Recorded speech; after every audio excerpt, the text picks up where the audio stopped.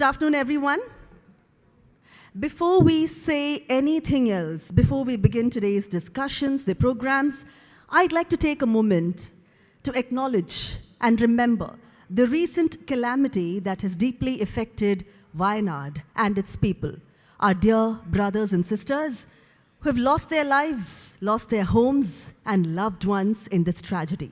As a community, it is the moment to stand together and offer solidarity and support. Ladies and gentlemen, may I request you to kindly offer a moment of silence to offer our thoughts and prayers to all our brothers and sisters who have lost a lot in this calamity. Thank you.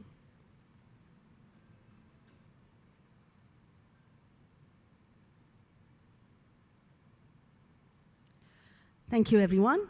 Kindly be seated. Let's carry the spirit of unity and compassion throughout the evening. All right, ladies and gentlemen, on behalf of India's Seatrade, this is Deepa Rahulishwar, your MC for the day, welcoming all of you to India's Seatrade presents the 10th edition of the Coastal Multimodal Logistics Summit 2024 in association with Federal Bank, powered by Pushpak Logistics Solutions and organized by Seatrade Knowledge Network. The event is organized with the support of Inland Waterways Authority of India, Ministry of Ports, Shipping and Waterways, and Sagarmala. India's Seatrade, ladies and gentlemen, has been a key player in the maritime and logistics sector, organizing events to enhance efficiency, reduce costs, and promote coordination among stakeholders. These events that India Seatrade has been putting together have not only created awareness and networking platforms and opportunities, but also acted as active catalysts in shaping up the policies around the shipping and logistics domains. They have been the leading platform for meaningful interactions with policymakers and industry leaders, thus paving way to a lot of change.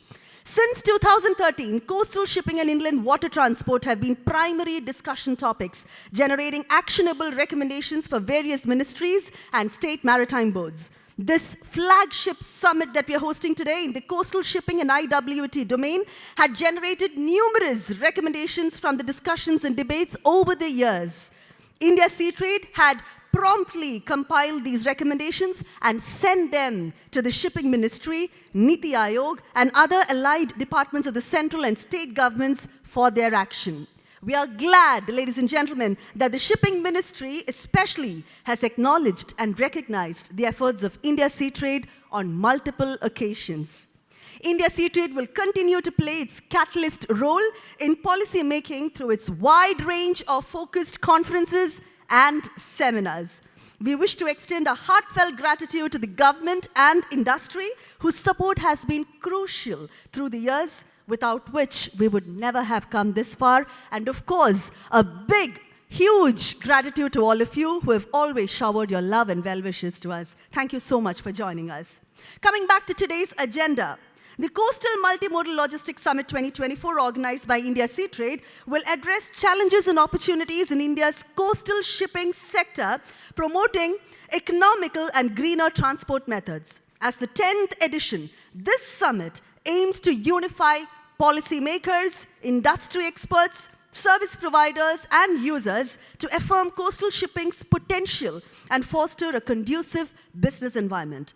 The event will feature business and plenary sessions exploring business opportunities, PPP Port Project integration, first and last mile connectivity, and global best practices to enhance maritime efficiency and sustainability. India Seatrade is immensely grateful to our esteemed sponsors.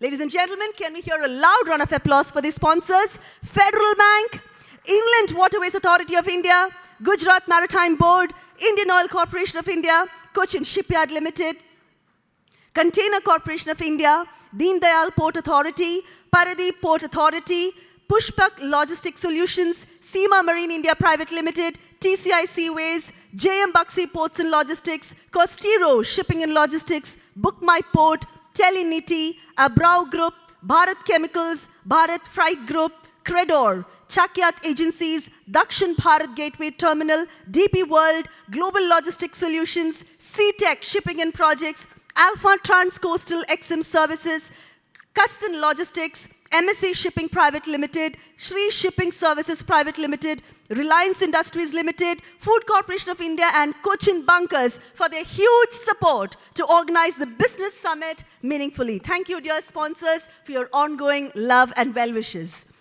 Now, I would like to take this opportunity to invite our chairman, Shri K. Mohandas, former Secretary, Shipping, Government of India, to welcome and address the gathering. Ladies and gentlemen, a loud round of applause to Mr. K.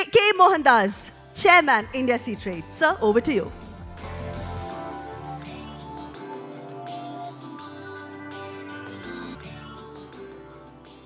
Good afternoon, everybody, and welcome to this event taking place in the beautiful city of Kochi. For those from outside Kochi, we are really proud and happy that we could keep the rains away today for your comfort and convenience. And in fact, we have been having regular rains, keeping the weather generally pleasant and friendly. Coastal shipping events have been sponsored by India Seatrade in the past. This is the 10th edition. And let me be frank with you. The organizer, Mr. Sudhir, was skeptical about whether we should have an event on coastal shipping because we have been discussing it for several years. It has been discussed even before India Seatrade started discussing, because coastal shipping has been a priority for obvious reasons, and the government and all those interested have been venturing on various measures to promote coastal shipping. But then the skepticism of Sudhir and his colleagues arose from the observation that we are stuck at 6% of the cargo movement. It has been 6%. Somehow that addiction to sex is not changing. Just like in the Bible, God decided that after 6 days of work, rest. So crossing 6 is something very tough, and in coastal shipping, we are comfortably placed at 6%.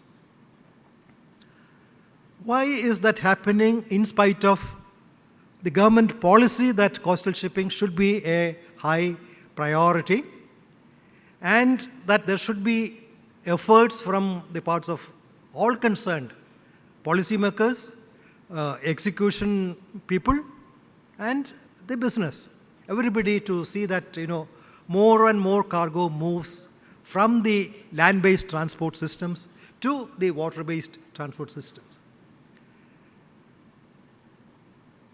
Obviously, these are market-controlled items, not that anybody can compel such a transition from one mode of transport to another mode of transport. It has to happen, and this happening will occur only if there is an efficiency associated with the movement, coastal movement of cargo. And that efficiency definitely has improved over the years, because this is again dependent on various factors, infrastructural, procedural, and various other matters. On the infrastructure side, yes, the number of ports has gone up. Port connectivity has improved substantially over the years. And the government's policies also provide for the ports being friendly to coastal shipping. So that's happening on one side as far as the infrastructure is concerned. At the policy level, of course, most of you would remember the announcement made in the last year's budget speech, when the finance minister said that coastal shipping is a priority item to be supported, to be promoted, through viability gap funding if necessary. So that the policy commitment is very much there. The infrastructure development programs are also very much there. And these programs, coordinated under the PM Gati Shakti and all that, they're happening on ground. So that is one part of it.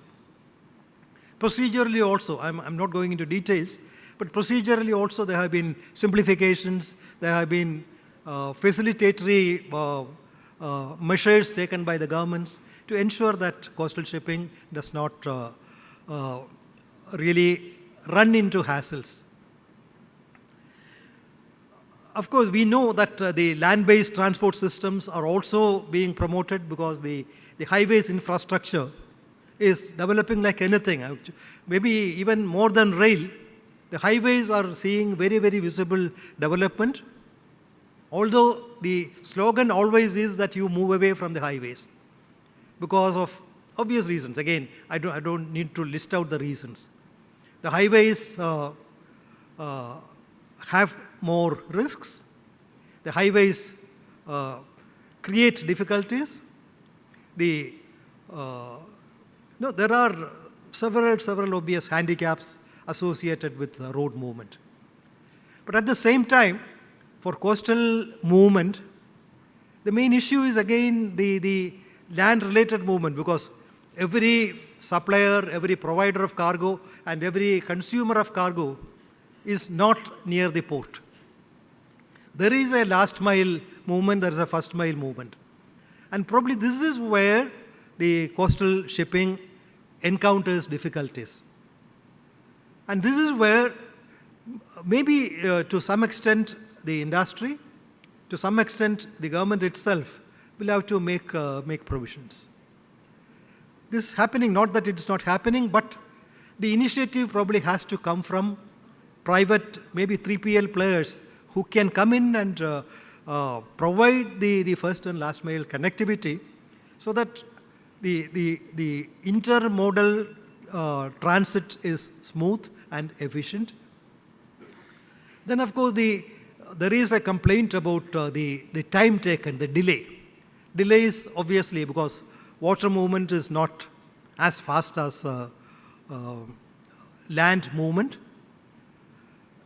There are constraints, there are technical constraints, there are practical constraints, including in the coastal areas, particularly where the fishing boats are in large numbers.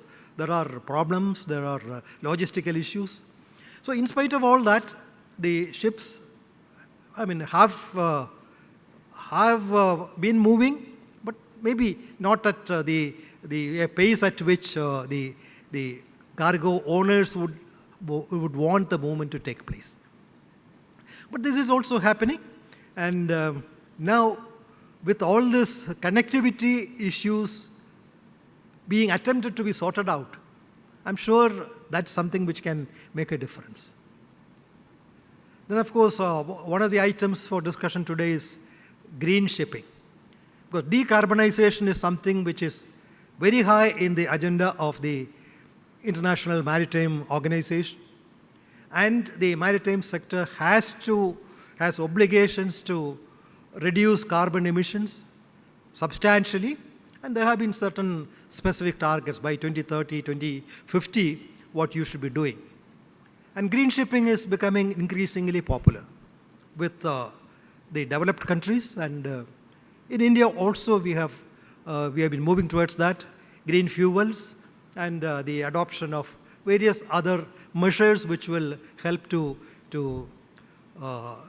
reduce the pollution caused by maritime activities. So that is again happening, and that's something which will be discussed in greater detail in the future, because the environment is something which is critical for everybody, and it's one of the highest priorities for all parts of the country, all parts of the world. So everybody looks at how we could reduce our emission of greenhouse gases and contribute to a better environment. So that's happening. So with all that, the coastal shipping maybe, there is this apprehension that greening will lead to higher costs, but then that's something which happens everywhere. It has been happening. The reduction of sulfur in the traditional fuel has been something which has increased the cost of running ships. It has happened.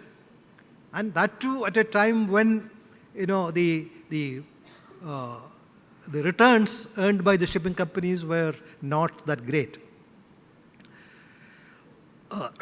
Now, of course, as far as we are concerned, we in India are concerned, the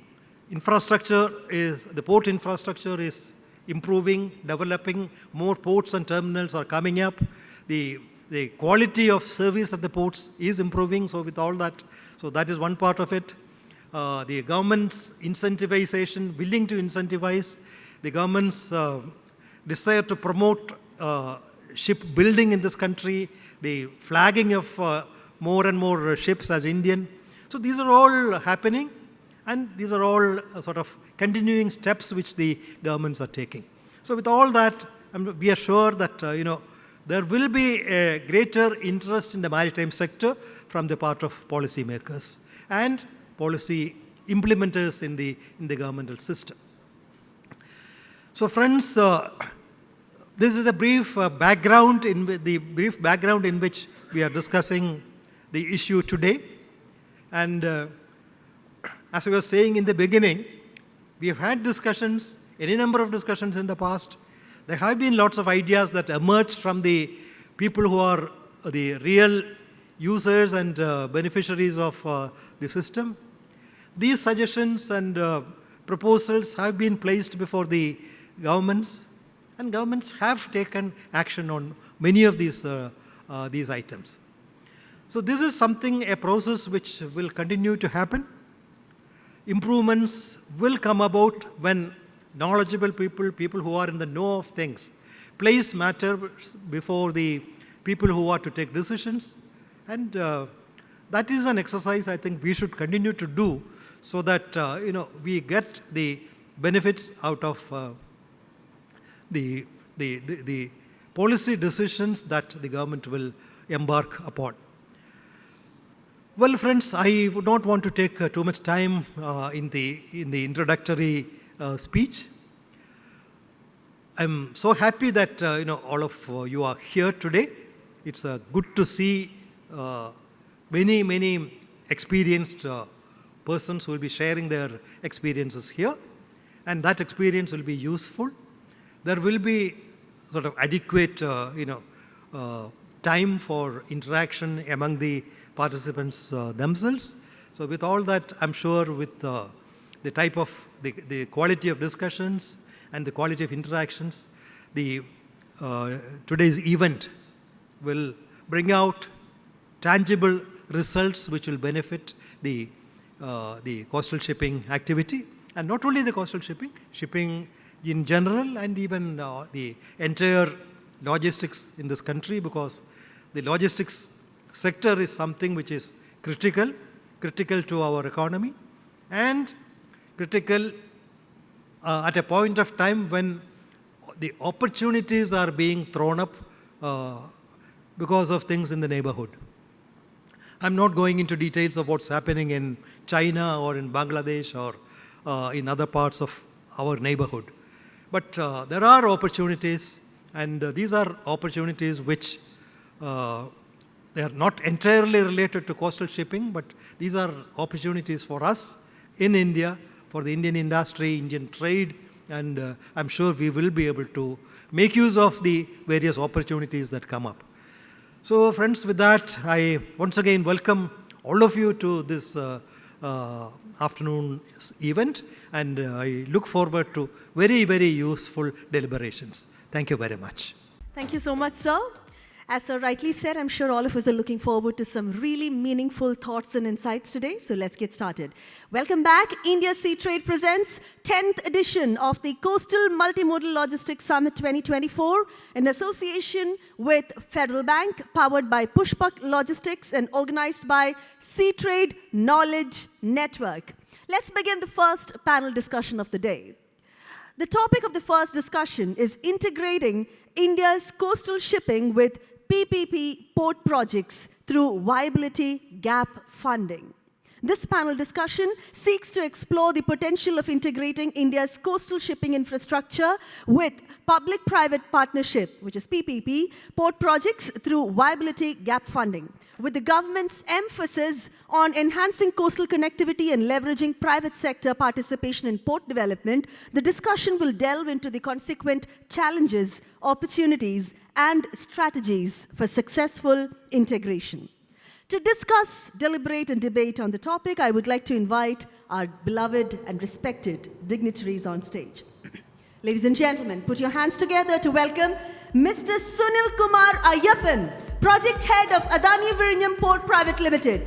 Mr. Sunil Kumar, a seasoned infrastructure expert with over 2 decades of experience, leads project development for Adani Vizhinjam Port. He is a civil engineer and holds a PG Diploma in Management from MDI and has worked with major public and private sector organizations with focus PPP, procurement, and contract management. Mr. Sunil Kumar Ayyappan, welcome. Thank you so much for joining us.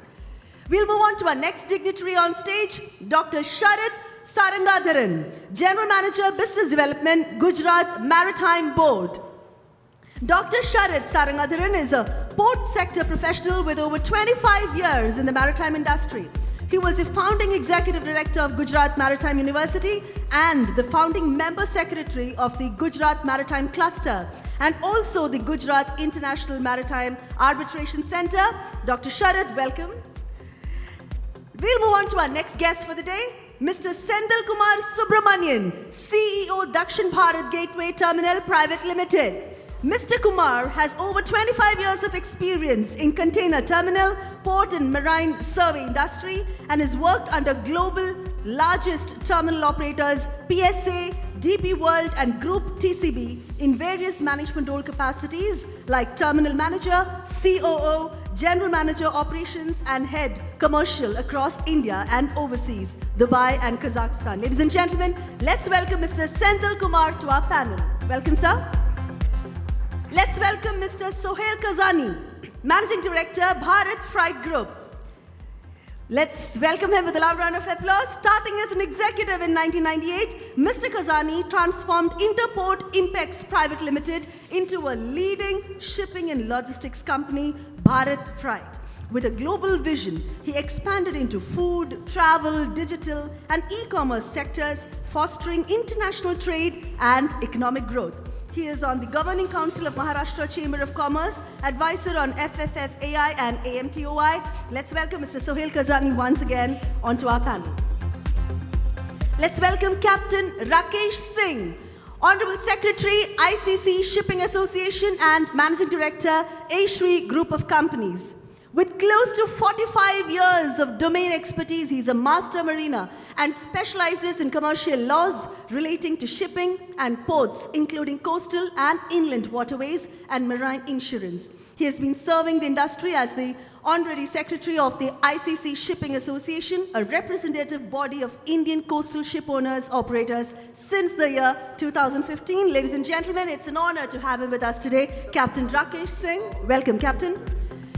Moving on to our next guest for the day, Mr. Subhash Kumar Das, Executive Director, Logistics and Infrastructure, Steel Authority of India.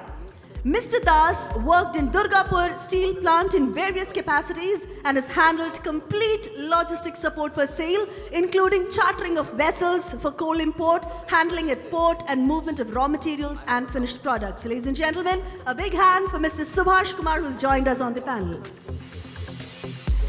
Moving on to the next guest for the day, Mr. Nilabhra Dasgupta, IRS, Deputy Chairman, Paradip Port Authority. Mr. Nilabhra Dasgupta is a highly qualified 2008 batch IRS officer with extensive experience in tax policy, administration, and management. He holds multiple law degrees and has a strong academic background. With over 13 years of experience, he has a proven track record in handling complex issues, including labor relations within the government. Ladies and gentlemen, Mr. Nilabhra Dasgupta, IRS, with us today on the panel. Welcome, sir. All right, ladies and gentlemen, it's now time to welcome the moderator of the session. To moderate the session, I would like to invite Mr. P. Manoj, Editor in Shipping of ET Infra onto the stage. Mr. Manoj is a journalist with ET Infra, a digital vertical from the Economic Times with for more than 3 decades spent in various publications including Mint and the Hindu Business Line. Manoj tracks the maritime sector from policy, regulatory and corporate perspectives. Ladies and gentlemen, Mr. Manoj on stage as the moderator for our first session.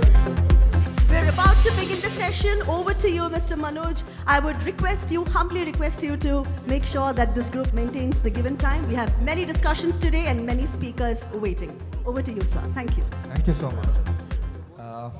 Great set of people to talk about the subject. And Mr. Mohandas, I really appreciate you for setting the tone for the day. 6.4%, we are stuck there. You are right. And I also earnestly urge Sudhir that you should share this skepticism about this coastal shipping. We need to take it forward for many, many years to come. Okay, let us get things going. Let me first bring Captain Singh into the picture and ask him, what is the state of play in coastal shipping now? We have been hearing a lot of things, but to hear it from you, you are in the thick of things. Thank you, Seatrade, and Manoj. Thank you to everybody, my fellow panelists. Good afternoon. I am a ship owner, and also I am the representative of Indian coastal shipping industry. When I say coastal shipping, means ship owning. So, as former Secretary Sir had said, 6%, now Manoj has escalated it to 6.4%. It's become a Lakshman Rekha for last 10 years, right? Almost. We don't want to cross that. And every time that discussion takes place, I think people are looking at me that you are the person responsible for not ensuring the growth. But okay. So, Manoj, the first thing is the coastal shipping term itself.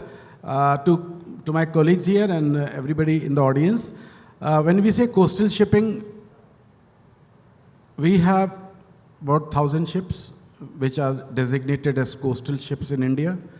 And out of those 1,000 ships, 90% of the ships are not cargo carrying ships. So only 10% of the ships can carry cargo or passenger, and the number is reducing, not increasing.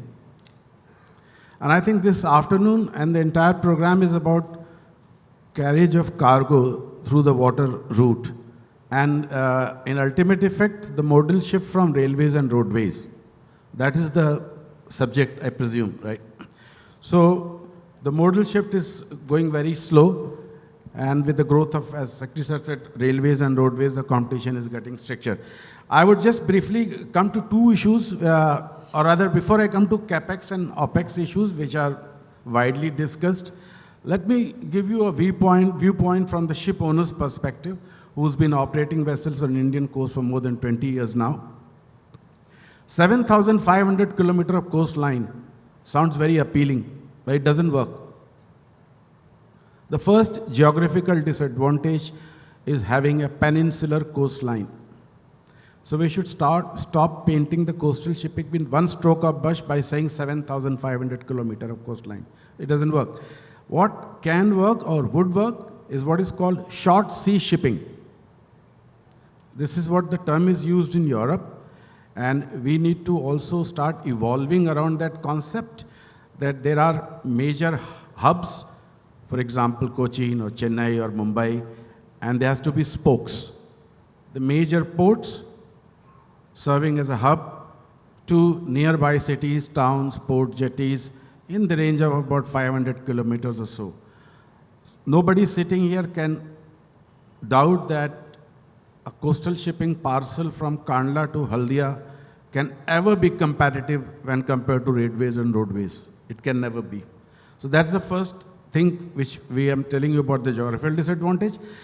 One more small thing, that's a request to the ministry, and I think they're working on it. We need to very quickly integrate more BIMSTEC nations under the coastal agreement. Right now we have only Bangladesh. In fact, Sri Lanka is such a pivotal role it can play for trade between East Coast and West Coast of India, and it is out of that agreement. So at least starting with Sri Lanka and Myanmar, that would give boost to the industry. Then there are issues relating to capex, which this has been a long-standing demand of the industry that the coastal shipping at least should be granted infra status.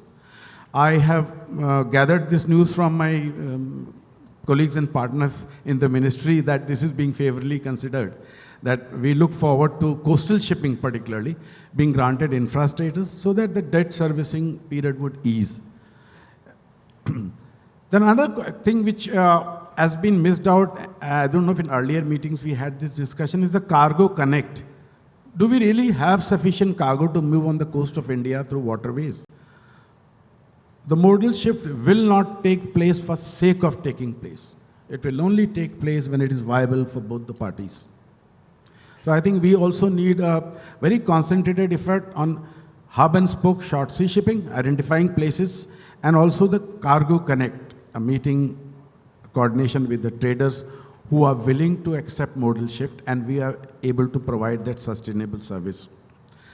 Then your other OPEX related, then first mile, last mile connectivity, which was rightly addressed, continues to be a bane. And in long term, only the ro-ro ships or small container feeder vessels with adequate facility of entry and exit would survive. The second, very quickly, last is OPEX related issues. The operating cost is, if you look at per ton kilometer wise and compare it with the railway roadways, yes, it is less, but because of the distances involved and other cost in terms of first mile, last mile connectivity, etc., it becomes very high. And again, one of the requests with the ministry has been to please allow fuel used on these vessels under 5% GST. There is already a precedence. The government allows intermediate fuel oil, which is used by the container vessels carrying container on coast of India with 5% GST. So with that kind of precedence, it may be easier to implement it. That's how the government works, I understand. There's the question of regulatory overload, huge regulatory overload. Our competition is the railways and roadways, but in terms of rules, we are IMO minus. We always think that should be rail plus. So Manoj, I mean, these are the things, you know, what is happening and what is not happening with respect to coastal shipping, and why we are stuck at 6.5, and why cargo carrying vessels are reducing in number. So I probably, you know, will take it further as we go forward. Thank you. Very valid, very right. You know, when you say about all these things, we have Paradip Port, which is doing really well in coastal cargo. If I can bring in Mr. Dasgupta in, Paradip last year handled 145 million tons of cargo and overtook Deen Dayal port and all that. But Paradip, not many people know, is also India's biggest coastal port, in the sense that, you know, they handled 59 million tons of cargo last year, which was about 32% of the total cargo handled by major ports. So what's the real success behind this? I mean, is it because of the location and because of its proximity to the, you know, mining, interland and things like that? And how are you you know, promoting coastal shipping? Thank you, Manoj. Thank you, and I hate you for stealing my limelight. I was supposed to make that real, you know, declaration of having been the largest share of the pie of coastal shipping. Thank you for doing that again and again. Manoj is an old friend. Congratulations to Seatrade also for this spectacular organizing of this conference. One small thing, Manoj, since you are the convener, I don't have a timer. How much time are you allowing me as the lord of the panel?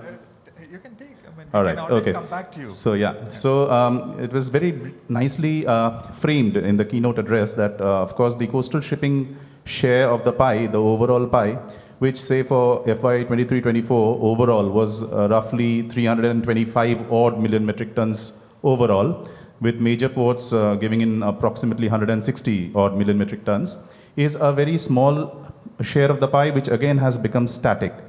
But for example, if I take my port, Paradip Port, which happens to be the largest major port in terms of cargo volumes overall, and also the coastal cargo volume that we move, we have seen a steady uptick.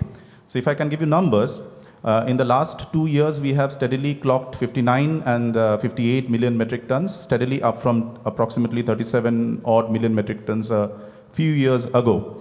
Now, 60 million metric tons, we have to see again the share within that. And as Manoj rightly pointed out, approximately 43 million metric tons of that comprises of coal. Now, as we all know that Paradip that way is strategically placed between Kolkata and Visakhapatnam and very close to the coal-rich areas, the coal mines. And because of their internal or other draft-related restrictions, the bulk of the coal movement does happen through Paradip port. But to simply frame it as the availability of a resource, as the other panelist was also pointing out, would be to very myopically frame the overall issue of coastal shipping. Now, if you allow, I'll just briefly frame the coastal shipping thing and then bring in Paradip port and what all we have done to kind of get there as where we are today. So if we see coastal shipping, I believe that today we have to see it in a modular way. So it's not only about a particular port. It has certain, very intrinsic, important factors that need to be separately addressed. For example, what is the original OD analysis that we are doing in terms of the commodity that we intend to move or intend to incentivize? As we all know, the commodity is there, the cargo is there. As someone pointed out, it's about shifting the modality. And shipping, as we all know, cannot work in a silo. It has to compulsorily depend on the other modality. So it's about complementarity of the intermodality that we have today. For example, the overall reliance, the over-reliance, say, on the road sector or the over-reliance on the railway sector for moving cargo, shipping cannot ever replace that. What we need to intend to do is to bring in a complementary intermodality where from purely rail or purely road, we maybe shift to an RSR mode, wherein the OD is also mapped, and more importantly, as somebody pointed out, the first mile and the last mile integration is also to be seen. Now, with every single business, the viability of that business depends on the cost. Time may be one of the factors, but that also eventually has an implication on the cost.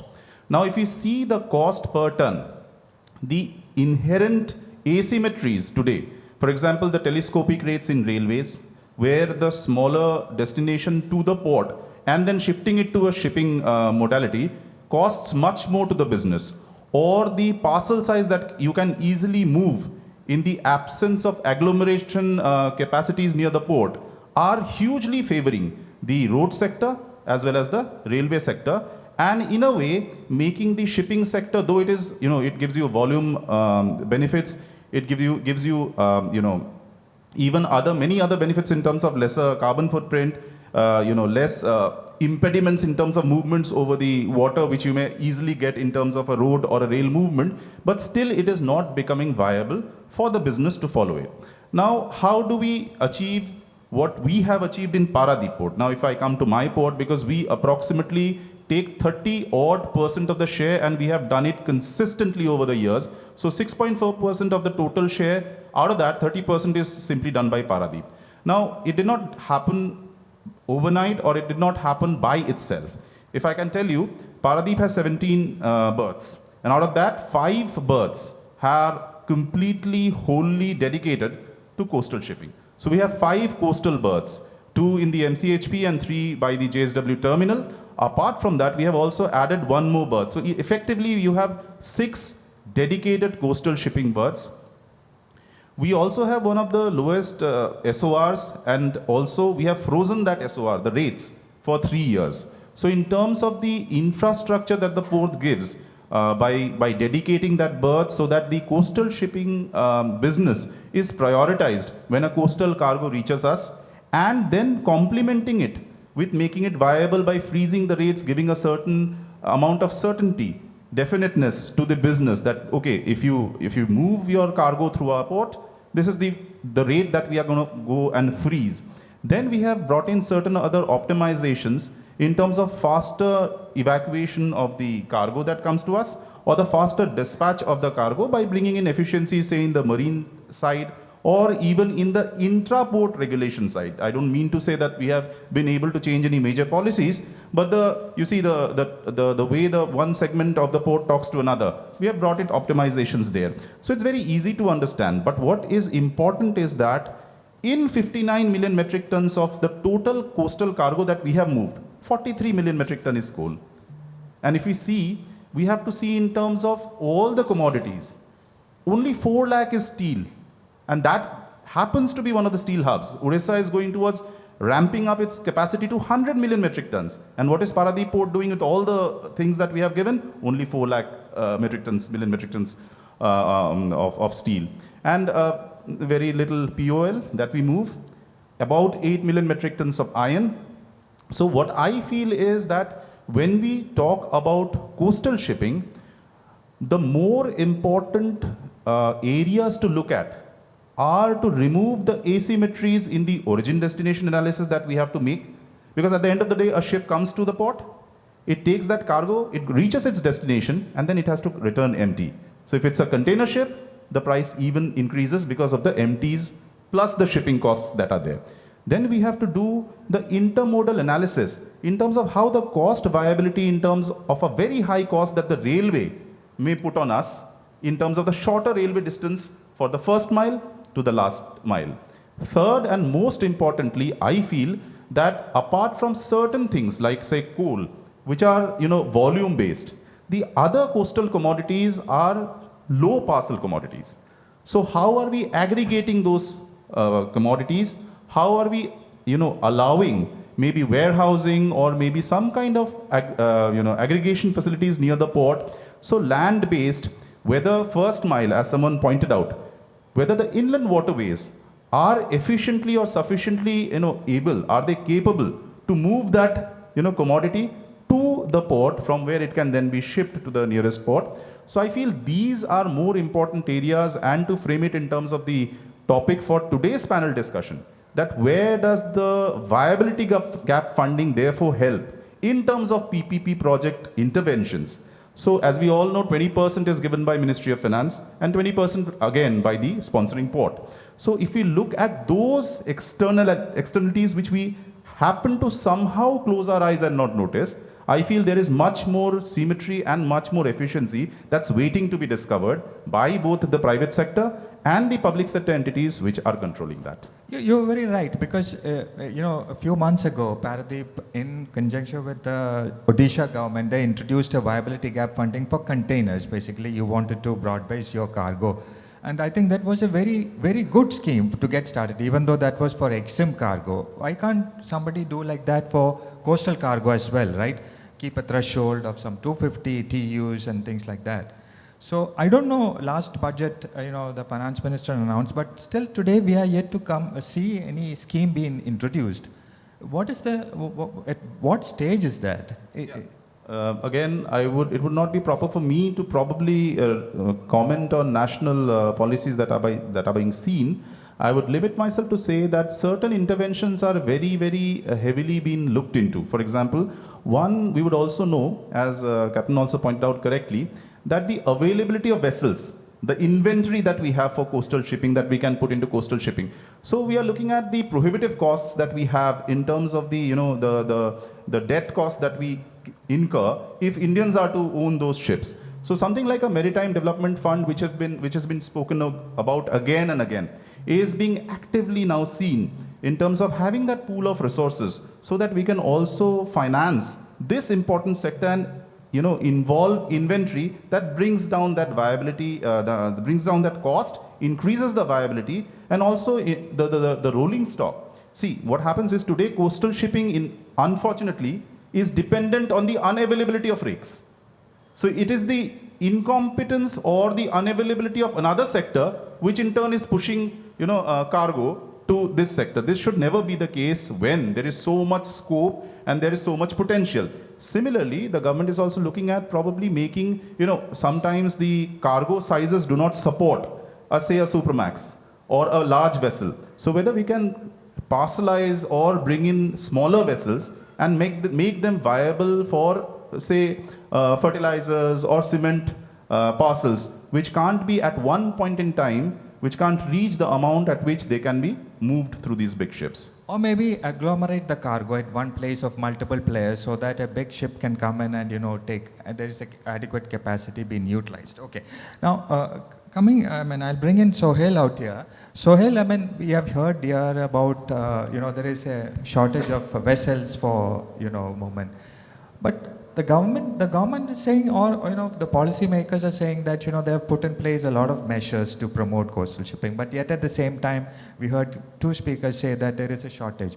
So what do you think? I mean, what kind of vessels would be suitable for coastal shipping, and how to increase the tonnage? Thank you, Manoj, and thank you, Seatrade, for giving me this opportunity. Manoj, I would like to answer your question with a 4-page slide, if you permit me. It's ready. If they could present it, I'll be grateful. So, by the time he's loading the slide, I just want to say that I had made a presentation last year during the budget where I had presented that there's a concept, if we could look at, and there's a lot of development that I've done on this concept also, which I would like to show on the slide out here. Could we move the slide? Yeah, okay, thanks. So idea is addressing multimodal, first mile, last mile, as well as, yeah, thank you, as well as resolving the cost issue and resolving the connectivity and the number of vessels issue. So limitation of shipping is already covered and inherent to coastal shipping, which has already been discussed, and I don't think I need to educate this to a forum like this, but I've just put it up as a single page slide that we know that today we have these limitations, and we need to answer these limitations with a concept that can address all the problems in one go. And due to these limitations, we see that we are seeing cargo growing on the west coast between Gujarat, Maharashtra, because there's a simple creek advantage to cross. Or we see movement on Karnataka side from Gujarat and Maharashtra industries and back and forth. As well as Kerala, there was good movement due to subsidy. Low margin bulk commodities have no option but to go for coastal shipping. Short shipping again is out of the need of minor ports not having drafts, and coastal shipping again is an outcome of that. So whatever we have, even Assam, Bangladesh movement is because we have a river connecting to the Bangladesh from Assam and Ganga. So these are coastal shippings which have been derived out of a situation or maybe out of no better options. But this is not what we want. What we are looking at is improving coastal shipping by the meritocracy of the concept or the model of coastal shipping, and what should it look like and what should it be. So I'll come straight to the point. I have been working on developing a right commercial coastal vessel with one of the shipyards. Fortunately, I got this opportunity to work with Mazgon Dock Limited, which is a defense PSU, but they obliged and they agreed that they would contribute to coastal shipping. We inaugurated the first hydrogen passenger vessel on the 250th anniversary of MDL for 24 passengers. And this is a barge which could also actually very successfully be modified into a landing craft, double the size of this. Now this is purely working on hydrogen as a fuel with hydrogen cells. And this is very ideal for a short route of 100 nautical miles. So given the size, double the size of this, we would easily move 40 feet trucks on this kind of a vessel, which is twice the size of this. This is the first size that has been modeled out by MDL and ready for production. But the second side could be something like this.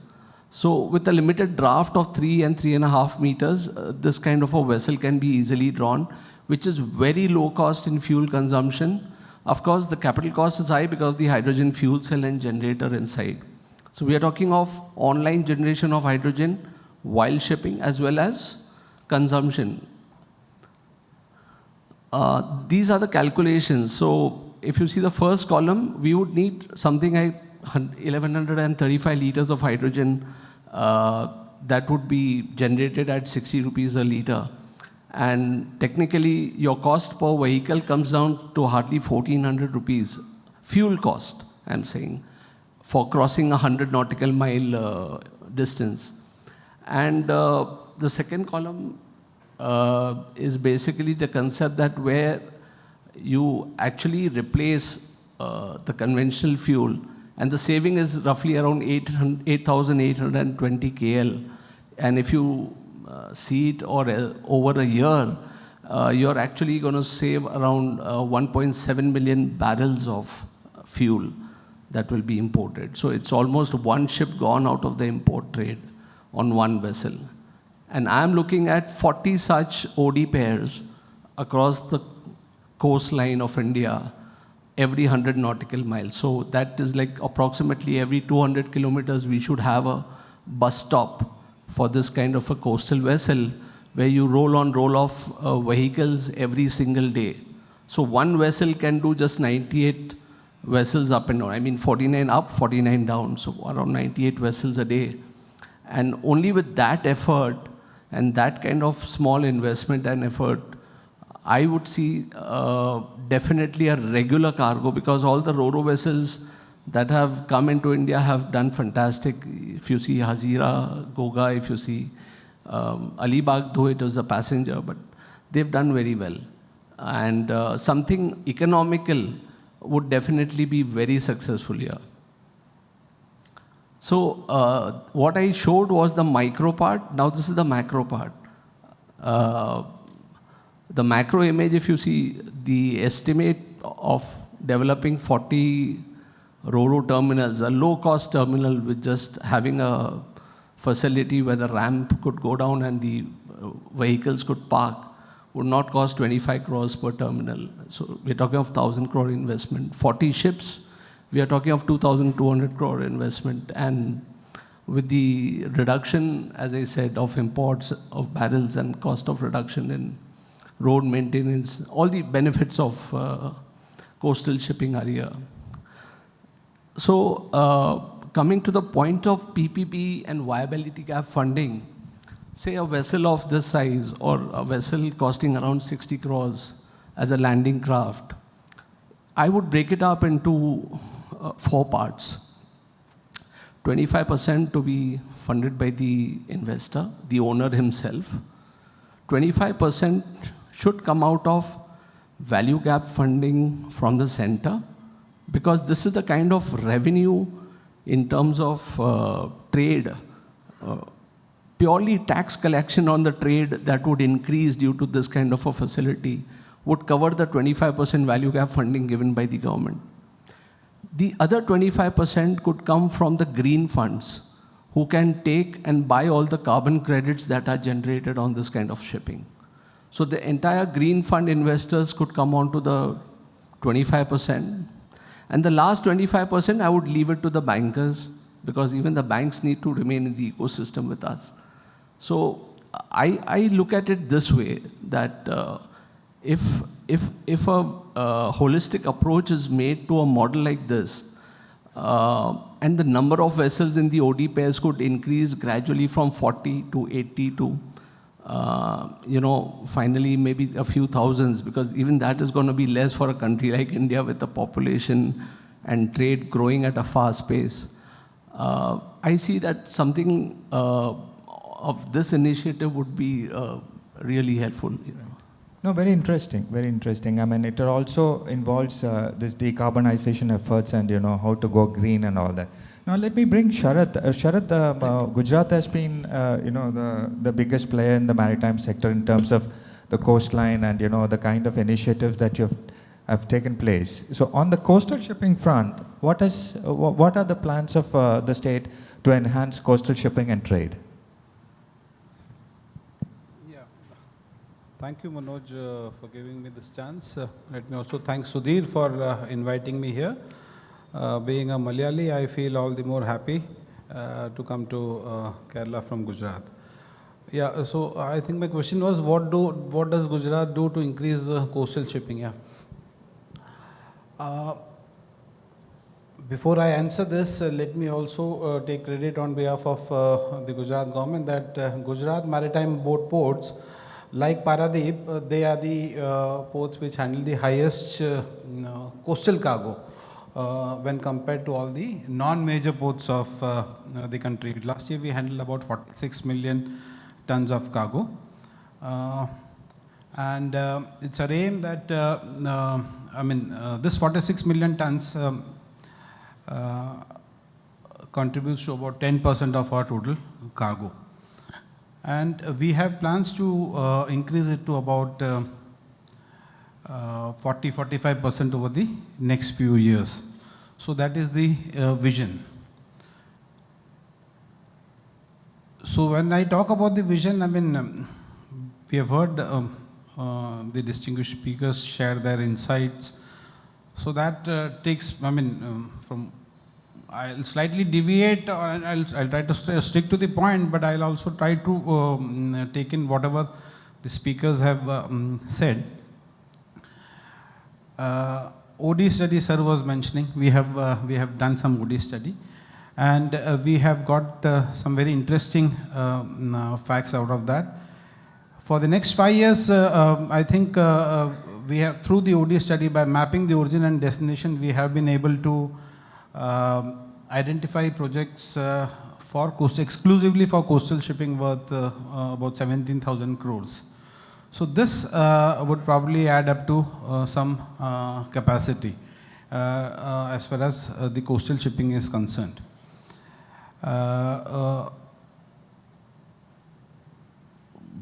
Dasgupta sir mentioned out of the 17 jetties they have, 5 of them are exclusively handling coastal berths. So GMB has also, Gujarat has also realized the importance of coastal shipping, and till now we have been handling coastal cargo at the normal ports, but now we have plans to develop exclusive coastal cargo jetties. Another thing which we are actively pursuing is we want to enter into cooperation agreements with all the state governments. Gujarat alone, being in the center of the state, Gujarat can be a hub where a lot of coastal activity can take place. For example, a lot of cargo moves from Kerala to the north. Cashews move, there's coir, there's rubber, a lot of cargo. Similarly, a lot of cargo moves from the north to south. But none of it actually moves through port. In fact, one request to Sudhir, you should try and compile whatever is being discussed and put it into a report and send it to at least the government of Gujarat, so we know the pain point, so that we try and plan our developments accordingly. I'll talk about coal here. Railways in the last financial year handled close to 800 million tons of coal. And you will be surprised to know that they have plans to augment their capacity and increase their coal handling to about 80 to 85% of the total share. So what essentially it means is, railways are handling coal, which is potentially a coastal commodity. Now they are talking about augmenting their coal capacity. So imagine with just 6% of the capacity right now, we are talking about reaching 12% in the next year, to 2025. Sagamala talks about augmenting the coastal capacity from 6% to 12%. So a lot has to be done. Not just physical incentives, a lot of infrastructure needs to be created. What needs to be done is connect the ports with roads and railways.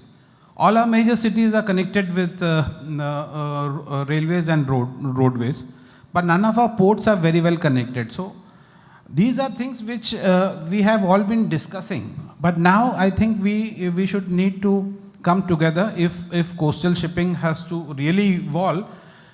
We say we handle 90% of the in the Indian trade, in the Indian EXIM trade, 90% of the trade by volume and 70% by value is through sea transport. When I often say this to students, to make them understand the importance of maritime sector.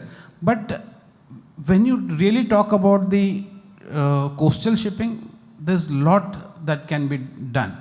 One is, to conclude, one is improving the last mile connectivity to the ports, having dedicated berths, and having agreements. All the states come together, have agreements with all of them. Last point, railways. I was reading an interview of the Honorable Railway Minister.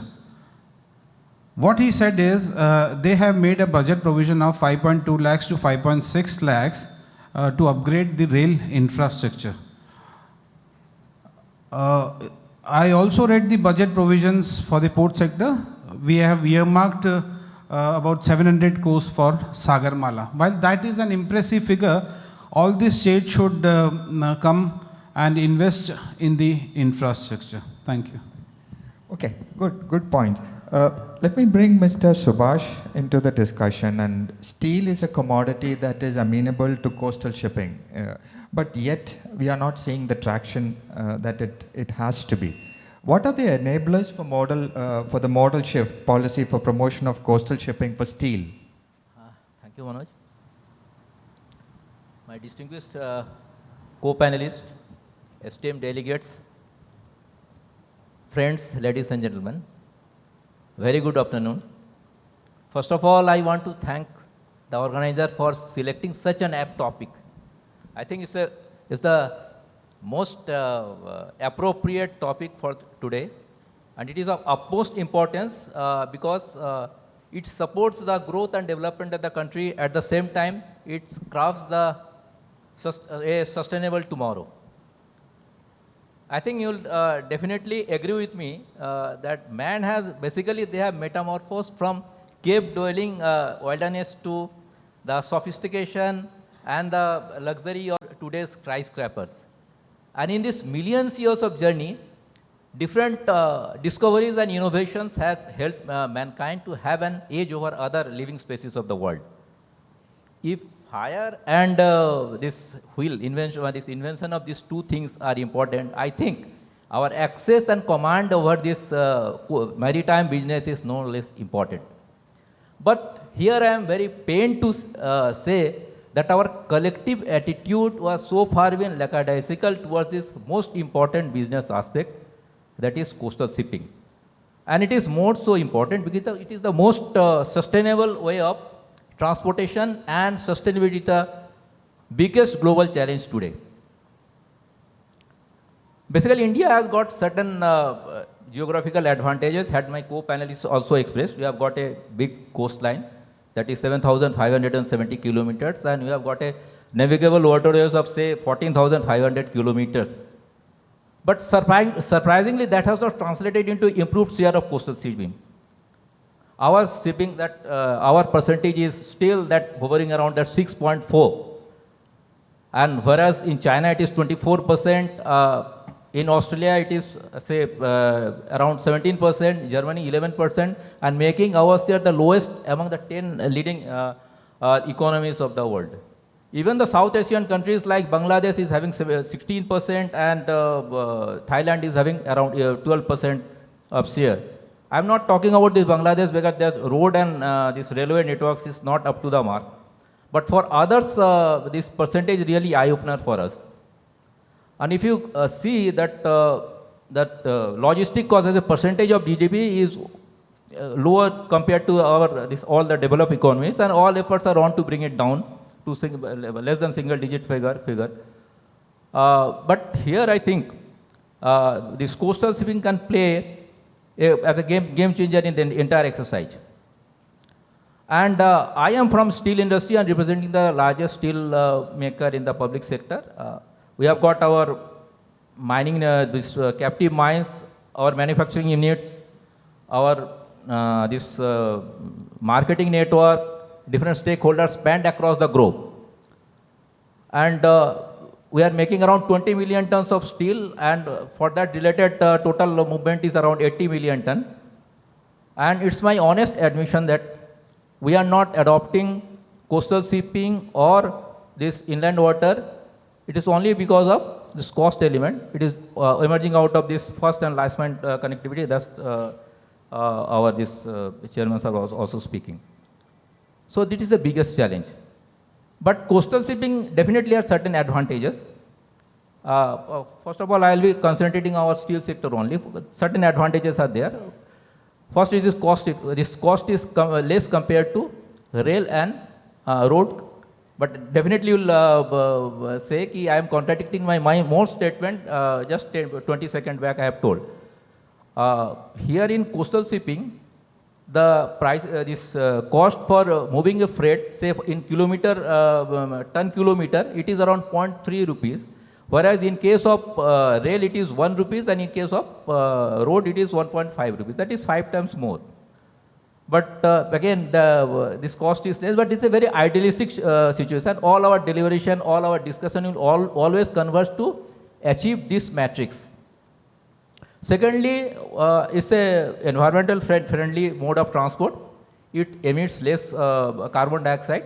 If you consider one container vessel of say 10,000 TEUs, it will emit at least half what in rail transportation it emits, or in at least 1/6 of this road transport. So it is a very, and moreover, it decongests the, if you are opting for this coastal shipping, it will decongest your roads. So other way also it will reduce the pollution. And in this context, recently, Secretary General of United Nations, he has, in his press conference, he has said, the era of global warming is over. We have entered into the era of global boiling. It's very, very alarming. So now that climate action is no longer an option or a luxury, but it has become a must. And biggest challenge for this logistic industry is how to decouple growth from emission or other environmental adversities. That in our view, the steel makers' view, because steel is a hard to affect sector. And I am tempted to quote from one of the legendary British expeditionist. He said, Robert Swan, he said, the biggest threat to our planet is our belief that someone else will come and save us. Gentlemen, nobody else will come and save us. We have to struggle hard to effect global this modal shift from other modes to this coastal shipping. And it has to be urgent one. We have to take an urgent call. And for me, the tagline should be DIN, and I decipher it as do it now. Coastal shipping and other benefit is like it is a very efficient one because it never faces the congestion. And for heavy cargoes, oversized cargoes and bulk cargoes, coastal shipping is one of the better mode of transport.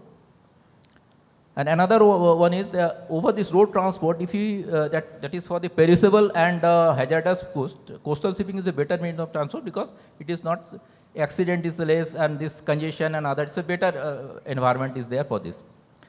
So for the steel industry, I was talking about, I am from steel industry, whether there is any scope for opting for this certain percentage of our cargo to modal ship to this coastal shipping or not.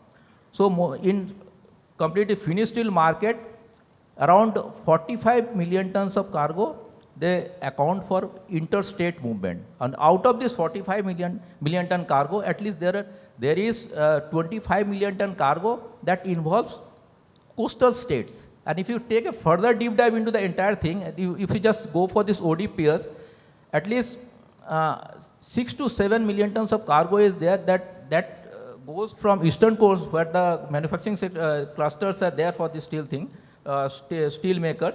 It goes to coastal areas and that involves coastal district. That is the potential cargo this parcel that can be shifted to this coastal shipping.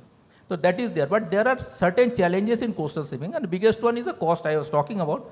Cost is at least 12 to 15% more in case of coastal shipping, and there are certain contributing factors for this higher cost. And first and foremost is the unavailability of the return cargo, and that is increasing the freight because you have to account for this empty return run. Second is this parcel size of shipment is lesser, So it is your shipping capacity is remaining underutilized.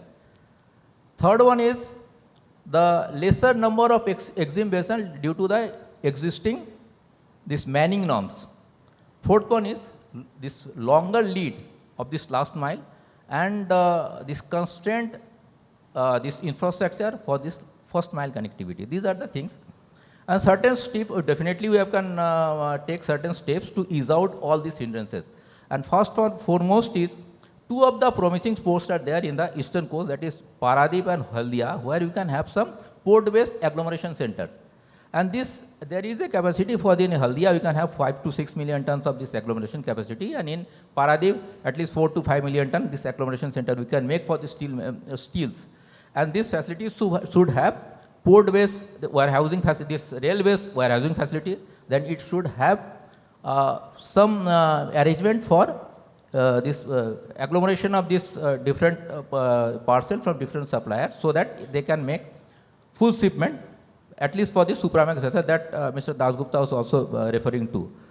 Third one is, it should have some specialized facilities as packaging and leveling, and of course this handling capacities of this truck movement, for this truck movement and this crane, these things should be there, and for coordination of the entire thing, some freight forwarders should be there. Next comes this availability of the exim vessels. So DG Shipping may consider relaxation of this manning norms and extending the licensing period beyond which it is mandatory to deploy the Indian crew. Because if present it is 30, if it can be increased to say 180 like that, that we can have this exim vessels, they can make 8 to 10 trips in a year, and that will definitely increase the exim vessels for this coastal shipping.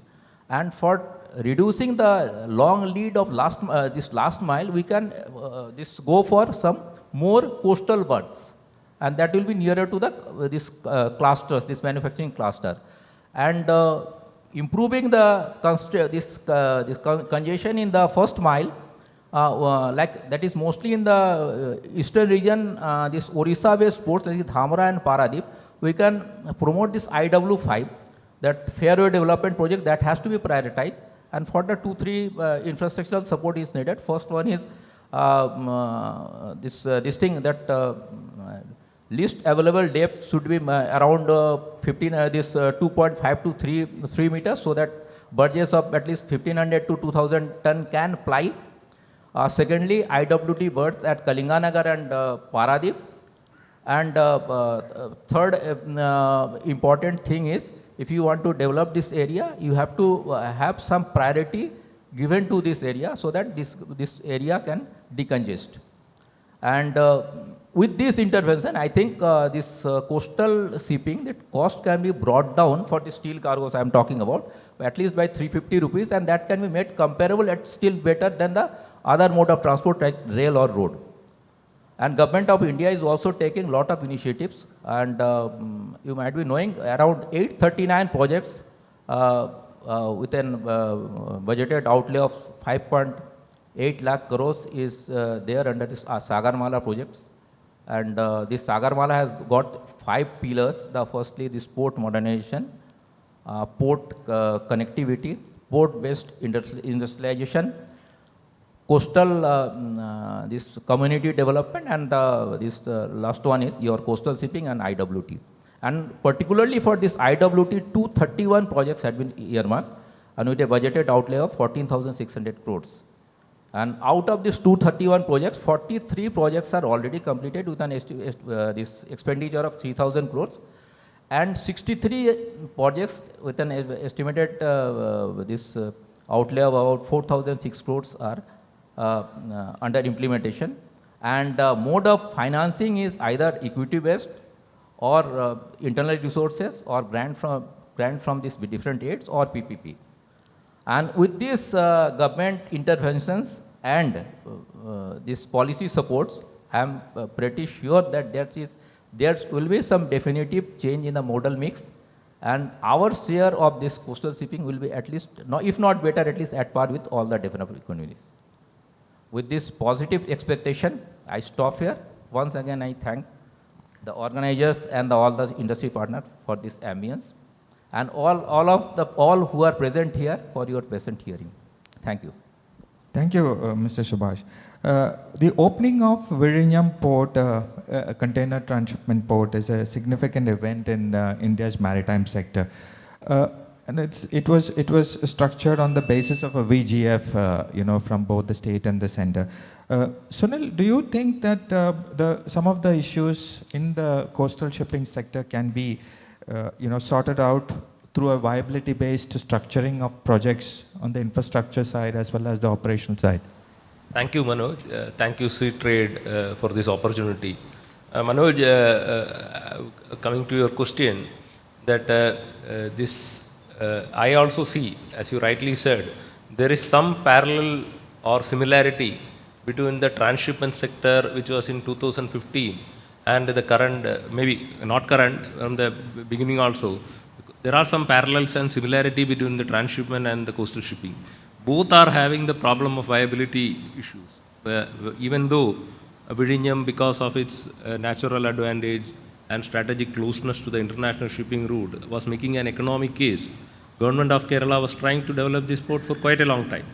But it only materialized after Government of Kerala innovatively structuring it on the basis of VGF, and Government of India also contributing 20% to that VGF, then only it materialized.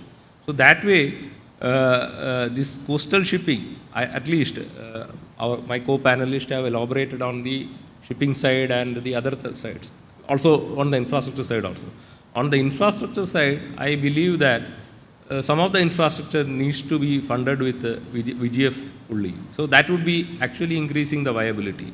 In fact, I was going through some of the figures which are required for the infrastructure addition as part of coastal shipping initiatives. I was going through a ADB report which identifies that developing port-based agglomeration centers, that in itself, their estimated cost is something around 2.25 billion over the next 5 years. And developing port-based warehouses, the cost estimated is something around INR 5.6 billion for the next 5 years. Coastal berths, which are also planned, that is also estimated to be 2 to 3 billion. So large amount of finance has to be essentially come from various sectors to meet the requirement. So VGF would be an ideal option, like in the case of Vizhinjam. So that way, VGF would be certainly a requirement for all these projects. This will be essentially very much, as earlier said, we are at a level of 6% of water mode transport, which would be enabled, these type of VGF interventions will enable us to move to a level of 10% or more. So I believe, certainly I believe that VGF would be a changer, key changer. And the success story of Vizhinjam, the project has now commissioned, evolved, and that would also be certainly helping the other future coastal projects in structuring the other future coastal projects and their infrastructure part. I am not sure about the shipping part, how VGF would be helping the shipping part. There, of course, the policy interventions are very much required. But in the infrastructure part, it is very much imperative that VGF has to be there for developing the enabling infrastructure. Even otherwise, how do you think can the transshipment terminal catalyze coastal shipping in India? In fact, though our capacity, I would say in the perspective of Vizhinjam itself, our transshipment capacity, we are foreseeing something around 80% of our capacity. We have a capacity of 1 million TEUs at this point of time for annual capacity. But being an automated port, we will be able to handle more also, maybe 1.5 million containers also, but in a year. But our targets are something around 20% of that capacity we will be handling EXIM cargo. So that EXIM cargo, out of that EXIM, along with that EXIM cargo, we would also be able to handle coastal cargo also, containerized coastal cargo with the available equipments and with the infrastructure available with us. Vizhinjam would be able to handle containerized coastal cargo in the immediate run. And in the future case, Vizhinjam is also planning to do a capacity expansion of another 1,200 meter container berth, as well as another 1,200 meter multi-purpose berth. Both these berths can be used for coastal cargo. So that way it is good. that in the future potential of doing containerization or coastal cargo movement in Vizhinjam is very much possible. Particularly Kerala being a consumer state, Vizhinjam can actually act as a hub to other ports. Like Maritime Board is already contemplating development of, already a port is developed in Kollam, development of a port in Adikal is also contemplated. So as a hub, Vizhinjam can serve as a place for facilitating cargo or coastal movement within Kerala coast. Thank you. Senthil, you are heading DBGT, and what has been your experience in handling coastal containers, and how we can improve that?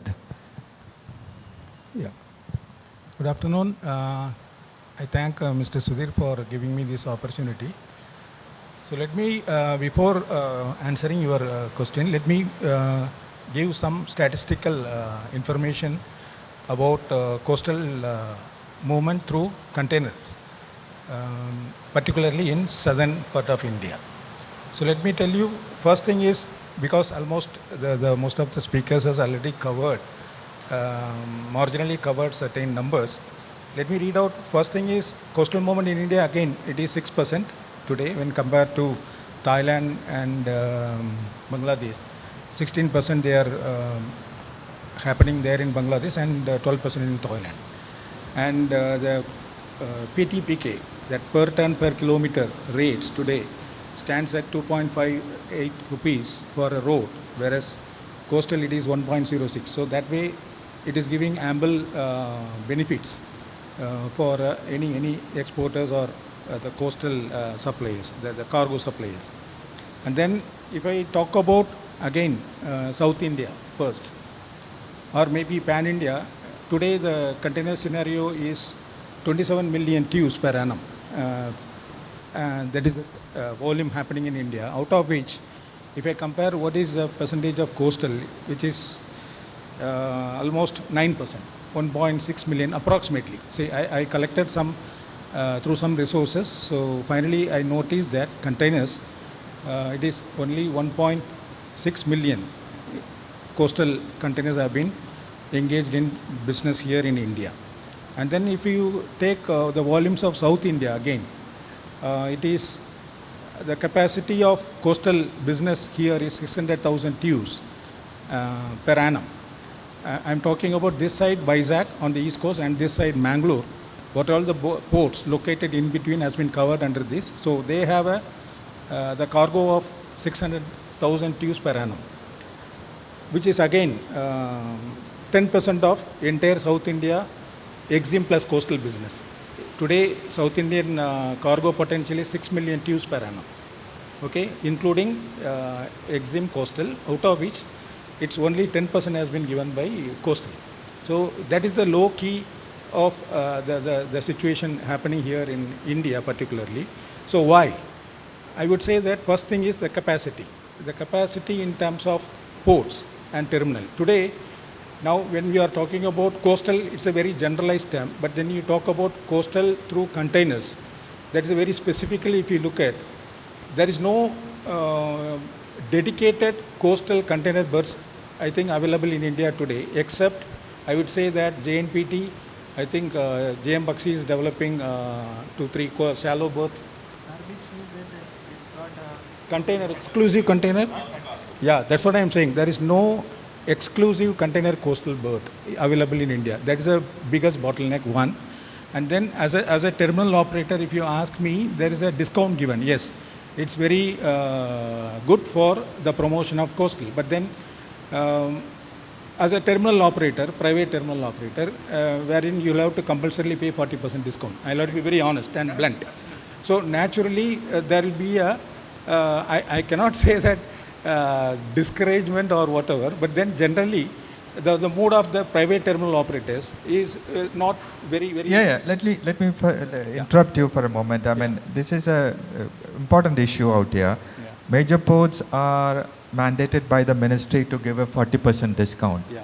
Originating, suppose the container or any cargo originating from a major port, if it goes to a private port, he's not obliged to give that discount. He says that, he will levy whatever it is. So whatever advantages is you are gaining from a major port will get nullified.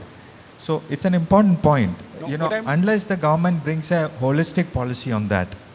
Otherwise, only on one side, if you give discount, I don't think it will work. So let me complete. See, now, so coastal discounts we are giving, that is number one. But then there are differentiation. Today, the coastal movement on the vessel, there are two types of categories are happening. One is the coastal vessel, Indian flag vessel carrying coastal cargo, purely Indian originated, handing over movement from port to port. Second thing is transshipment. They are carrying some transshipment cargoes or maybe export cargo from, say, for example, Tuticorin to Mundra. So that moment, because of now global issues happening, Colombo, Singapore, everything, every ports have been congested. So now we are looking for option to get into any transshipment connection. So now today everyone's priority is, okay, Nhava Sheva and Mundra. These are all the two ports, premium ports have a direct calls. So naturally, this is an added volume for any coastal operator. And today, the who are all involved today in the coastal business? It is actually Indian flag carriers. You can name a very few. They have maximum of 20 vessels or 25 vessels have been plying between Indian ports, and they are almost going full. So why that sector is particularly not expanding, despite the fact there is an ample opportunity that it is purely market driven. They have their own economics, but then government has to look into all these things and to create a platform to encourage them. Why they are not investing or expanding on the vessel side, I am saying. For example, Shipping Corporation, it's a government company. But now if you look at Shipping Corporation and Concor, they are all premium companies, but then government is giving a very negative signal of privatization or selling it off. And then they are carrying a major coastal shipping corporation today. And there is no major, Concor is again a major railway carrier. So when you trying to promote all these things and then parallelly talking differently, selling it off, then how that particular sector will improve? Concor did try to enter coastal shipping, but then it gave it up, I think, after a few it's years. all 2019 they gave it up. But again, now that has been temporarily stopped. What I am saying is, this is on the government side. But again, positively, if you look at container policy-wise, there are good relaxation on the cabotage rules that happened in 2018. If you look at the public notice 123, it very clearly facilitates transshipment, everything. Transshipment can be carried, empty containers can be carried. These are all good, this thing. But then again, what I am saying is, it is not happening in a much faster way. So now, my submission is, now if you look at, it is becoming almost capped today, the coastal business. But then if you look at the future, as you rightly say, Vizhinjam has come up. And this side, Tuticorin also given transshipment hub status. And they have been already obtained in principle approval. When now Vizhinjam has already given 800 crores of sanctioned BGF, whereas Tuticorin is going to get 2,000 crores of BGF. And the Outer Harbour project. So there is an ample opportunity of transshipment is going to happen in India on the southern part. Same way, Andaman. They are talking about Andaman. Very recently, I read an article, 40,000 crores. So which they are saying DPR will be ready and that also will come up. But then when you compare the west coast as well as east coast are predominantly very capable, efficient, lot of cargo movement. But then east coast, they are all handicapped with, for example, Kolkata, Haldia. They are all draft issue. But then there is a good potential for deploying a lot of coastal business over there. And then if you take down the line, Andhra Pradesh, there are n number of ports have been declared today. Machalapatnam, Krishnapatnam is there, Ramayapatnam, so many ports. But then where are the cargoes? So, but then there is an opportunity today. Bangladesh people, unfortunately, they have been now getting into riots. But then before that, you must have read in the papers, they came for a transshipment opportunity with India. So I think Andhra Pradesh ports are maybe best suitable temporarily for serving these kind of opportunities. So we are, what I am saying is, again, lastly, for developing a coastal, First thing is, there are a lot of, the government, again, if we do the Maritime India Vision to 2030, they are saying today in the major ports, 51% have been operated by PPP operators, whereas the target given was by 2030 it should become 85%. So that means they are more into PPP mode, the government policy. So that has to be now quickly, they have to get into, for example, Tuticorin again, there are so many berths remain idle. Brownfield projects that has been quickly handed over to even the players like Shipping Corporation, Unifeeders. There are so many players, TCI, maybe on a priority basis, if they are willing, they can run the business on the coastal berth as well, because they have their own vessel. So that BGF they can connect with the support from the government. So that kind of mechanism has to be created today. And then having Vizhinjam and transshipment, and if you don't have a capacity of connecting this Vizhinjam cargo into Kolkata or maybe this side Mundra, what is the use? So, so we'll have to create a roadmap today and get into all this. I think that. Yeah. Captain, I wanted to bring you back. So we have heard so much about the sector, the problems, the challenges and all that. What is a way out for, according to you? Do you have any out-of-the-box thinking how to go about it? Yeah, I mean, many thinking, whether they're out of the box or not, I don't know. But anyway, I think we are running late as well. But allow me, indulge me for a minute. Mr. Dasgupta and also Sohail said something, and then later on, the gentleman from Adani. Sorry, I forget your name. Yeah. What Mr. Dasgupta said that we have a huge shipment of coastal or significant percentage moving from Paradip to other parts of India. And rightly so, they've done a very good job. And likewise, some other ports also. But, I mean, look, what are we looking at is a question. I understand from last, I said, over 4 decades now, that there's a huge shipment of bulk commodity like iron ore or coal out of, say, Paradip. Or for that matter, it could be from Haldia or other ports, Vizag, etc. That could be in the parcel size of 20,000 ton plus, 30, 40, 50,000 sometimes. Now, that movement was taking place even before we started focusing on coastal shipping. There's nothing new about it. And that's what gives the volume.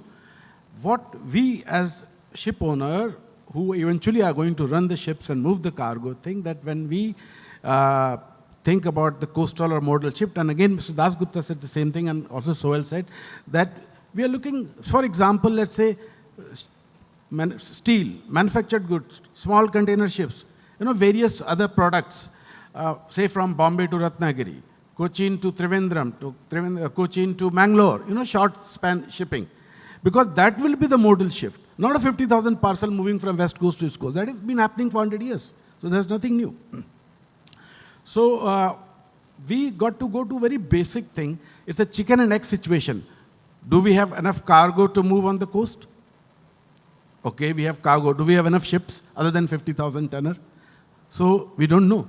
Let's take an example. 93% of India's EXIM trade is handled by foreign flag vessel. So that means there's a cargo. Why no Indian ships? Why only 7% Indian ships? So probably we should take the lead from there and then come downwards, and it will percolate to understand that why coastal shipping is such. But today's topic afternoon was coastal shipping, PPP, and viability gap funding. Now, individually, I understand all three, but together, when you put all three, I fail to understand. But let me tell you, I may be the only one. When previous financial year, the Honorable Minister made an announcement in the Parliament for PPP viability gap funding. There were 2 meetings organized by IPA, and they were well attended by Planning Commission members and also Finance Ministry. And I was in both the meetings. I don't know if anybody else was in that meeting. You were not there. Rahul you were there, right? Okay, you were online, so I there. Now, the question came that since acquiring a ship is a huge capex liability, let us do something by acquiring the ship and giving the ships on bareboat or charter to the people to operate, so that they are not burdened by the capex and cash flow. That was the original idea. And somebody gave an idea that we should buy 2 50,000-ton bulk carriers. I don't know from where that idea came, but it was shot down by us that we have enough 50,000-ton bulk carriers in India. These vessels, though are carrying cargo on coast, but they are actually vessels designed, built for exim trade, and for convenience they carry cargo in between a coastal cargo. So they can trade service outside. What we're looking at is a dedicated cutter. So suggestion from us was that do something new. This country does not have a single vessel with a carrying capacity of under 500 TEU or close to 500, 400 TEU, which can be very suitable for two districts through 200 kilometer, as he said, or 400 kilometer distance. So why not bring those kind of vessels if at all government wants to buy or fund that acquisition? So the idea was mooted that, all right, we would rather go for 2 small container ship, what we popularly call it Calcutta Max ship. That means the draft is such that they can go to Calcutta easily. If you go to Calcutta, you'll see Calcutta NSD docks are flourishing with the container vessels. So now, but the bigger problem came then was ships are not infrastructure. They are not HMI, part of HMI. And if they're not part of harmonized infrastructure list, then the government cannot fund directly. And that is one reason that shipbuilding subsidy is given to shipyard and not to the ship owner. It goes via. We don't know where it disappears in between. I'm sorry if there's anybody from shipyard. So giving infrastructure, the subsidies could be granted directly.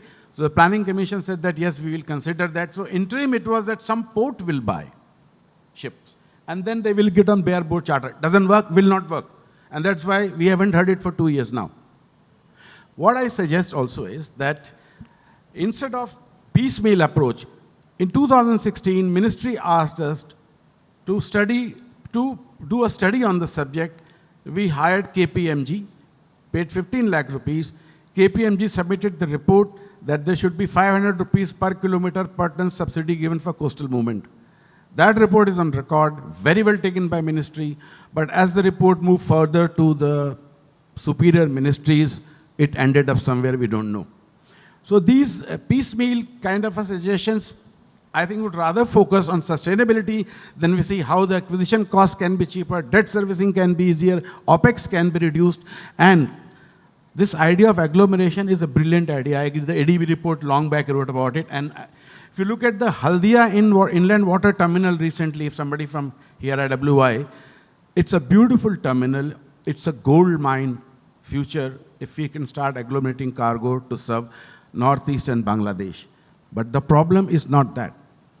The coastal berth in Paradip or Kandla, everywhere, it gets bogged down with dozens of government regulations like custom notified zone, immigration, health problem, health ministry, and every law that is applicable to exim trade is applied to the coastal vessel. In fact, to the inland vessel also they apply those laws.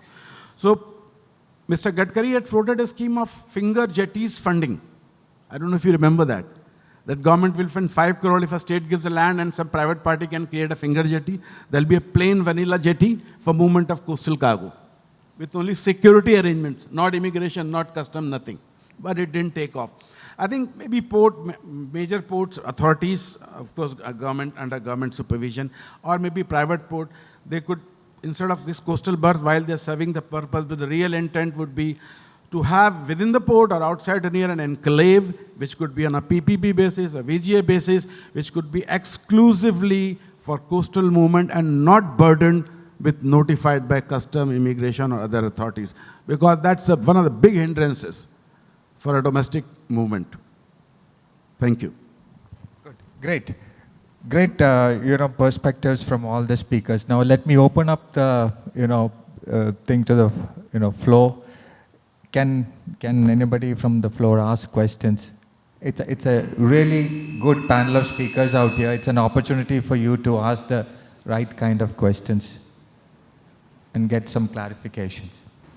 The meeting, we are representing 3,000 odd members of the community called Tiles and Sanitary Ware Dealers Association. The basic cargo being used in the coastal to Kerala, mostly Cochin, Mangalore, Tuticorin, all these ports are used by us. We have many problems which we would like to raise here to this august body of shippers, forwarders, and the government bureaucracy. The first and most important point which I would like to raise here, which probably everybody has agreed to this point, but nobody has taken initiative on this, including the bureaucracy. The point is, we don't have a multimodal transport document to operate on in the coastal shipping. We would like to have a carriage of the Multimodal Transport Carriage of Goods Act 1996, similar to that, we would like to have, that is for the export, and we would like to have something like that for the domestic cargo also. Can we, sorry to interrupt you, can we take this question in the next session, which is, the right panel to address this question? Okay, then. Yeah, that would be the right. I will just curtail with this. I have agreed to the certain statements which we have made in the panelists. That is the low draft crafts being introduced in the IWT sector. We definitely support that. Secondly, we would like to support the Viability project because many of our dealers are part of that. And the Viability port, they are expecting VGF for such activities in and around Viability. I don't know whether the government will be able to comply, but then we are definitely looking forward to have a hub and spoke movement from Viability port also. So we are definitely will be with the coastal. What is your question, please? The question is, we want to develop Viability for coastal shipping. The Viability port authorities, the gentleman representing the Viability port has said that VGF is required for coastal shipping to operate more freely with more container operations there, including logistic parks and other the activities in and around Viability. Understood. Sunil will answer this question. I agree to your point that Viability will also be catering to the coastal movement. At present, our focus, or maybe the government's focus, is also on transshipment. In the first phase, we will be majorly catering transshipment, but coastal shipping will also be done depending upon the volume. There is no bar on the coastal shipping. Coastal shipping will also be done, provided it is a containerized cargo. That will also be done. But in the future phase, even without VGF, some infrastructures are already being planned by Adani Group. A 1,200, as I earlier said, a 1,200 meter multipurpose berth is also planned, and also a 1,200 meter container berth is also planned. So both will be catering to the coastal movement also, which will be mostly catering to the segment which you represent also.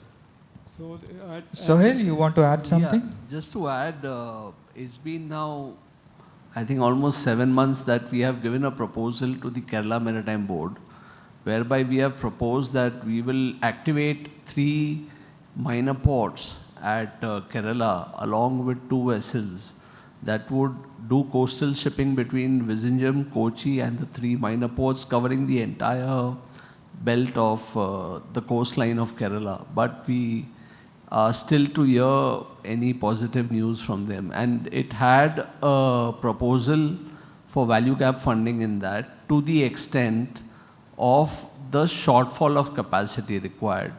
So the VGF request was also made in a design whereby we are trying to make it more sustainable than depending on subsidy. I do understand there's some subsidy being also now documented and drafted for approval on inland waterways, which should be out shortly. But that is really not a sustainable way. What I feel is something that does something on meritocracy. So like now you said you have an association. If your association is willing to support, it has to support contractually and financially in terms of volumes and numbers. And if there is something like that, it will speed up the process.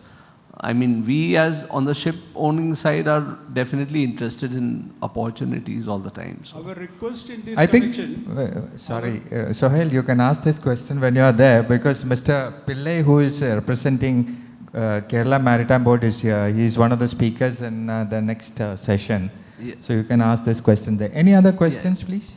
Only thing is, we would like to get associated with the different panels or the committees which the government is forwarding. We would like to get associated so that we can give our inputs at the right moment, at the right direction. Thank you. Thank you. Good afternoon. I am A.K. Datta. I am the Senior Vice President of Ripley and Company. We are operating terminal at Paradip, Kalinga International Coal Terminal. We are operating a terminal at Haldia Seaports, bulk terminal. One of our vertical pan bulk shipping is moving 3 coastal ships between Paradip and, of course, for moving coal to Tanjate coal. We have also entered into the RSR business, moving coal from MCL to RTPP of AP Genco at Andhra Pradesh. My question is to Mr. Das, ED Sale. So, see, all these coastal movements are happening because of the initiatives taken by the private logistics player who are picking up coal and then delivering it to the plant.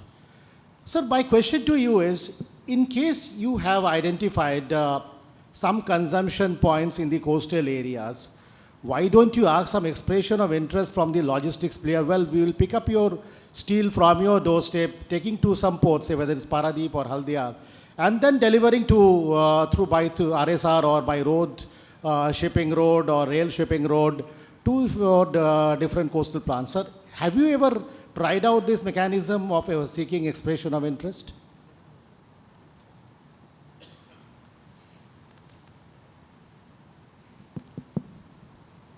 Thank you, Mr. Datta. Definitely you have tried it out, but 2 things are there. First of all, the cost was more, and another thing is time taken. So we have tried a cargo from our Bokaro steel plant at Jharkhand to Chennai area. So we started our this activity on 21st of April 2019, 24th of April. So, and it was 8,000 ton the total consignment was there for this coastal shipment, and 3 rake full of consignment was taken to Haldia. It was the Haldia berth we considered because we have got a siding there, siding this warehousing facility there. But ultimately the customer got it after 2 months. End of June, it was delivered to the customer. So it was a huge deal because steel market is highly dynamic. You cannot stay for 2 months because price goes ups and downs there. So it was a long time. Secondly, because of stay for say about a month on the total this thing. So quality also deteriorated. Some rusting and all was there, and some multiple handling was there. So, due to this multiple handling, some damage was there in the total consignment also. So, our efforts are on because during my discussion also I have told that certain things are to be there. That will definitely make this coastal shipment cost-wise cheaper than the other mode of transport. And at the same time, you can reduce this time scale that we are working on it. So definitely it will be an option because there is no way out. We have to shift certain percentage of your consignment to this mode, that is coastal mode. That will give you some sustainable solution for this thing that can ensure a better tomorrow for our future. So efforts are on. Definitely we'll explore further. We'll give a deep dive into the problem and we'll come out with a solution. Thank you.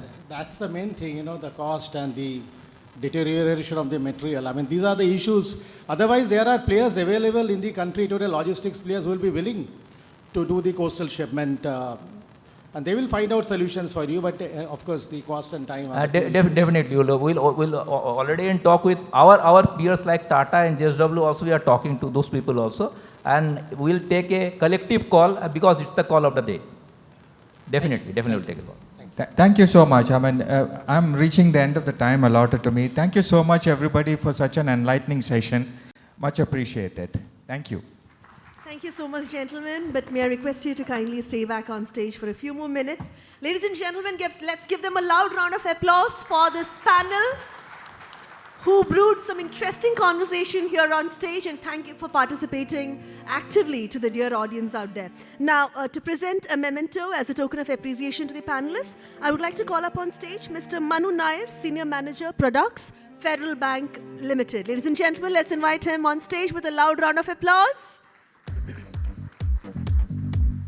Gentlemen, when I call your name, kindly step forward to receive the memento. First, I'd like to invite Mr. Sunil Kumar Ayyappan to receive a memento on behalf of India Seatrade. As a token of our appreciation, kindly step forward. Yes. Thank you so much for being with us, joining us and sharing your insights on an extremely relevant topic today. Thank you so much. I'd now like to invite Dr. Sharad Sarangatharan to kindly step forward and receive the memento. Thank you for joining us, ladies and gentlemen. Where's the applause? Thank you so much. I'd like to invite Mr. Sohail Kazani to receive a memento on behalf of India Seatrade. Thank you so much for joining us, Mr. Sohail. Mr. Nilabhra Dasgupta, may I request you to kindly come forward. Thank you so much for joining us, sir. Mr. Subhash Kumar Das, thank you so much for joining us today.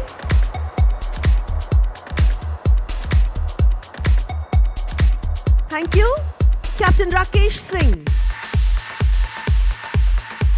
thank you so much for joining us on the panel today. Mr. Senthil Kumar Subramanian,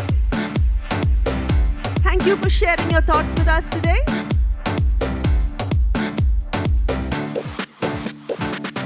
And of course, our moderator of the session who did an extremely good job of moderating so many thoughts together and in time, Mr. P. Manoj. Thank you so much for joining us and agreeing to be the moderator. Thank you. Sir, may I request you to kindly stay back on stage for a quick photograph with our panelists. Ladies and gentlemen, let's capture this moment here today. Those are the panelists, our esteemed guests. So, they were the first panelists of the 10th edition of the Coastal Multimodal Logistics Summit 2024, organized by India Seatrade in association with Federal Bank, powered by Pushbook Logistics Solutions and organized by Seatrade Knowledge Network. Thank you, gentlemen, for joining us. Kindly join the audience now. Thank you so much. Well, ladies and gentlemen, I would like to let you know that we have an exhibition outside. There is an exhibition booth by Credor and Telinity. A few words about both of these brands. Credor is a cross-border electronic documentation platform that creates electronic bills of lading in accordance with UNCITRAL Melita standards. I'm sorry if I've pronounced it wrong. Addressing the inefficiencies and high costs of paper-based bills of lading faced by shipping lines. By offering shipment financing through our associated NBFIs banks, we support carriers' growth and bridge the trade finance accessibility gap for MSMEs. Melita ensures EBLs have the same legal status as paper ones, leading to faster, more secure transactions, reduced costs, and improved transparency and traceability in the supply chain. That is Credor.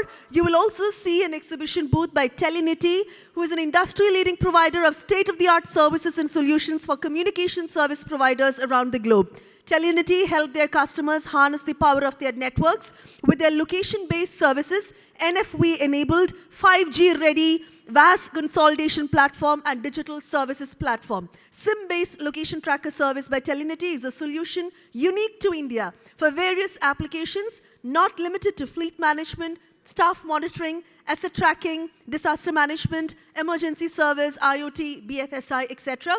So, ladies and gentlemen, at this juncture, we're going to break for a quick 20 minutes break and refreshments. Do not forget to visit these exhibition booths set up by these two brands. Do visit them. We will begin in 20 minutes from now.